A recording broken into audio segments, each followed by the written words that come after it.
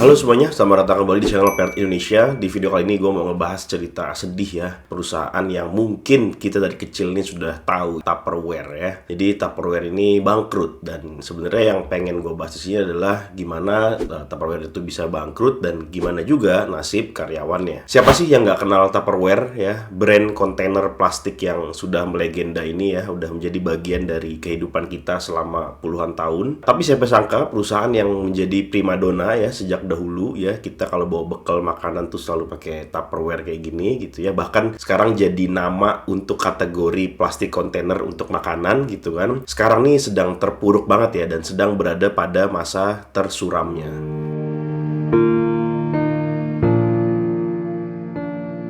Setelah sempat jadi trending topik tahun lalu, akhirnya perusahaan produsen wadah penyimpanan makanan yang ikonik Tupperware tuh ironis banget sih. Akibat utang yang menumpuk, perusahaan Tupperware resmi menyatakan bangkrut dan terlilit utang mencapai 812 juta dolar Amerika Serikat. Ya, Tupperware baru aja mengajukan kebangkrutan. Tupperware Brands Corp, perusahaan yang sudah berusia kurang lebih 77 tahun ini, mengajukan perlindungan kebangkrutan Chapter 11 pada April 2023 kemarin. Langkah ini diambil setelah perusahaan ini mengalami penurunan secara penjualan yang signifikan dan menghadapi beban utang yang sangat besar. Bayangin aja, saham Tupperware yang pernah mencapai kurang lebih 90 dolar per lembar pada tahun 2013, kini hanya bernilai di bawah 1 dolar. Penurunan drastis ini tentu saja mengejutkan banyak pihak, karena mengingat ya, Tupperware ini kan pernah menjadi ikon ya untuk peralatan rumah tangga yang sangat-sangat populer.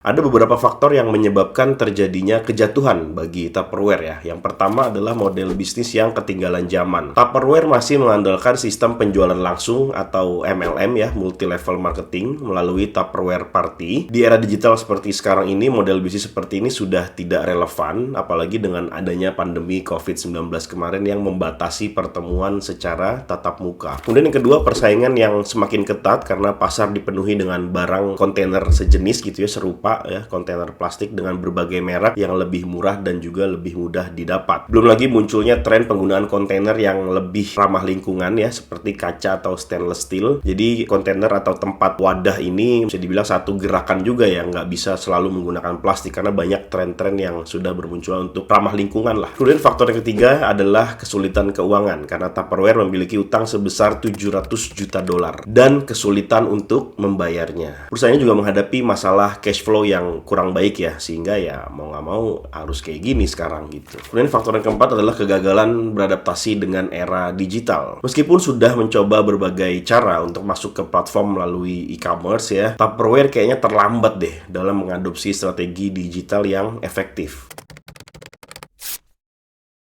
Tentu saja kebangkrutan Tupperware ini berdampak besar pada karyawannya, karena berdasarkan beberapa data yang gue cari sumbernya, Tupperware ini memiliki sekitar 10.000 karyawan full-time secara global. Selain itu, ada ratusan ribu konsultan independen yang mengandalkan penjualan produk Tupperware ini sebagai sumber penghasilan. Beberapa langkah yang diambil perusahaan terkait karyawan diantaranya adalah pengurangan jumlah karyawan di beberapa negara, kemudian juga ada penutupan berbagai pabrik dan juga kantor, kemudian juga pemotongan gaji eksekutif, dan terakhir adanya program pensiun dini untuk karyawan senior. Meski begitu, Tupperware menyatakan bahwa mereka akan tetap beroperasi selama proses restrukturisasi. Tupperware juga berjanji untuk memenuhi kewajiban pembayaran gaji dan juga tunjangan karyawan yang masih bekerja.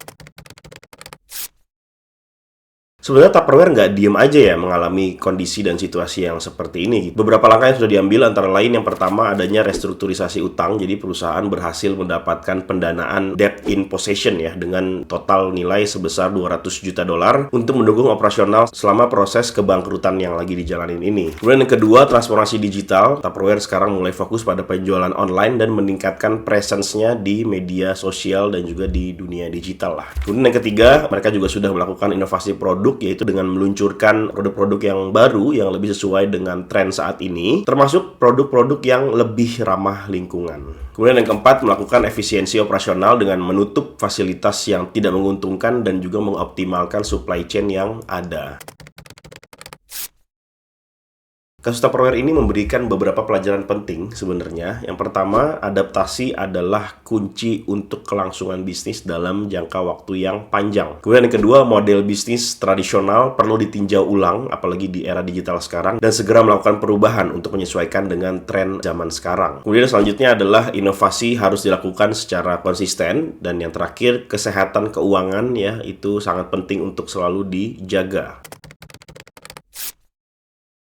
Meskipun situasinya tampak suram ya, bukan berarti ini adalah bagian akhir dari Tupperware, karena sebenarnya banyak perusahaan yang berhasil bangkit ya setelah mengalami kebangkrutan chapter 11 ini. Contohnya adalah General Motors dan juga Marvel Entertainment. Tupperware masih memiliki beberapa keunggulan, diantaranya brand awareness yang sangat kuat ya, dan itu juga sampai jadi nama kategori produk gitu, kayak air mineral jadi Aqua gitu kan. Kemudian yang selanjutnya adalah kualitas produk yang sudah teruji, yang mana menurut gua kualitas Tupperware itu memang kualitas yang sangat tinggi menurut gue ya untuk standar tempat makan ya atau wadah plastik kayak gitu ya. Tapi di satu sisi menurut gue kelebihannya ini justru menjadi kekurangan dan menjadi batu sandungan buat mereka sendiri, karena orang yang udah beli Tupperware mereka nggak akan melakukan pembelian secara berulang, sehingga penjualan ini akan sangat terpengaruh dengan kondisi seperti ini gitu. Jadi orang jadi jarang beli gitu.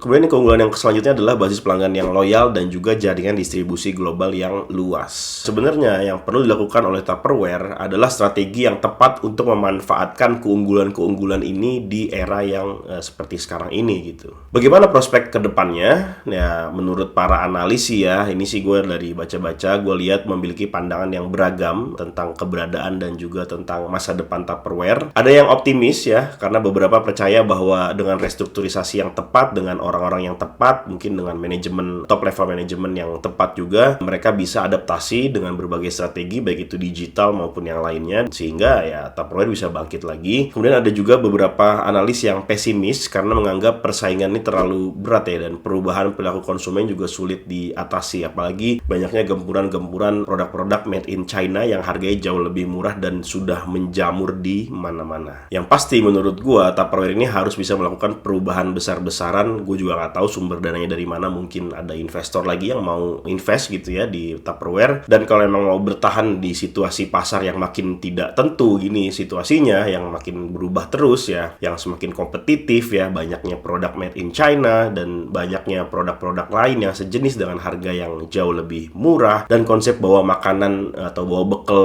ke satu tempat gitu juga mungkin sekarang udah berkurang jauh kali ya kalau dari zaman dulu. Tapi gue nggak tahu gimana deh menurut kalian ya, silahkan tuliskan pendapat kalian di kolom komentar di bawah. Ya kalau menurut gue sih simpelnya Tupperware ini mungkin terlalu fokus untuk develop produk ya yang bagus kualitasnya, yang tahan lama, yang awet, sehingga mereka akan meraih atau mendapatkan kepercayaan dari konsumennya karena mereka punya produk yang bagus. Tapi seperti yang tadi udah gue bilang, karena produknya yang kualitasnya ini terlalu bagus, terlalu awet, dan dipakainya berkali-kali itu bisa gitu ya, sehingga orang jadi nggak beli lagi gitu. Jadi satu sisi punya kualitas produk yang terlalu bagus itu juga akan merugikan perusahaan itu sendiri karena tidak ada repeatable order dari konsumennya. Dan ini yang mesti dijaga sebenarnya ya. Di satu sisi bener suatu perusahaan membuat kualitas produk yang baik gitu ya, tapi harus ada inovasi-inovasi tertentu dan harus ada sesuatu yang baru lagi atau inovasi ya, supaya konsumen itu tetap membeli produk Tupperware. Ya mungkin itu selayang pandang sedikit banyak terkait pendapat gue soal Tupperware ini ya yang lagi bangkrut. Gimana menurut kalian? Tuliskan pendapat kalian di kolom komentar di bawah. Apakah kalian pengguna Tupperware, dan menurut kalian kenapa Tupperware ini bisa bangkrut? Silahkan kita diskusi bareng-bareng di kolom komentar di bawah. Nah buat kalian yang saat ini sedang mencari pekerjaan, kalian cek link yang ada di kolom deskripsi di bawah, karena Path Recruiting Indonesia menyediakan berbagai lowongan kerja secara remote di overseas company. Company-nya ada di US dan ada di Eropa. Silahkan kalian apply dan disesuaikan dengan skill, pengalaman, dan juga expertise kalian. Linknya gue taruh di kolom deskripsi di bawah, jadi di apply sebanyak-banyaknya. Oke, mungkin itu dulu video kali ini. Jangan lupa di like video ini apabila kalian menyukainya. Jangan lupa juga di subscribe channel ini buat kalian yang pengen nonton video-video kayak gini lagi selanjutnya. Jangan lupa juga diaktifkan bell notification-nya supaya kalian gak ketinggalan saat ada video baru di upload. Tuliskan pendapat kalian di kolom komentar di bawah. Terima kasih sudah menonton video ini. Gue Billy Dolmen dan sampai bertemu lagi di video selanjutnya.